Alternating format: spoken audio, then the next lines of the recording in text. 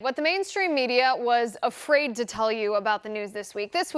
While the mainstream media was obsessed with propagating the false choice that if you question the government-mandated lockdowns, you must want Granny to die because there's no reasonable third option, according to them, here are the things that happened that really matter. A former Obama administration official named Andy Slavitt, who worked on Obamacare, peddled dangerous fake news about coronavirus. Slavitt tweeted a photo of a document that he claimed was from a major hospital in the Midwest, saying that the hospital had reached its limit on ventilators and was now rationing the use of ventilators to those who were most likely to survive. But the Henry Ford Health System fact-checked Slavitt and said, no, this was not true. They developed this document only in case they needed it. It was not happening now. But did the mainstream media immediately correct this horrible fake news? No, the mainstream media were silent. Bahrain and Belgium are both reportedly having success with hydroxychloroquine in COVID-19 patients. The antiviral malaria drug is now the standard of care for coronavirus patients in many countries. The governor of Nevada, however, has banned the use of the drug after fake news from the left claimed that a man had died after treating himself with the drug.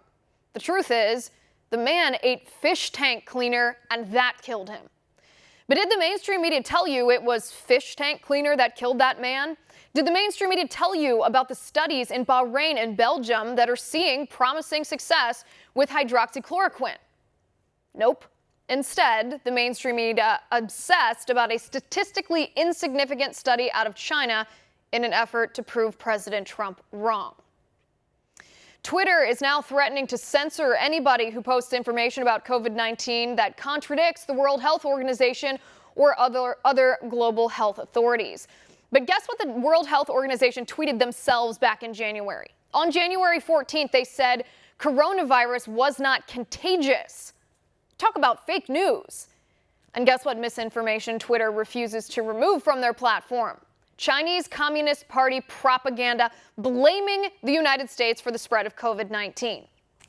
But did the mainstream media defend the right of citizen journalists to report and opine about coronavirus? No. The mainstream media was silent in the face of this assault on freedom of information.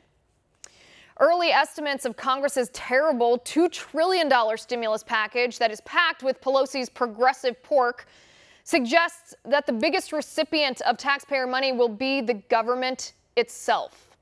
As 3.2 million Americans filed for unemployment this week because government dictated that we must close our businesses, Congress passes a bill that gives government more money than the people. But did the mainstream media report this? Nope, not a word.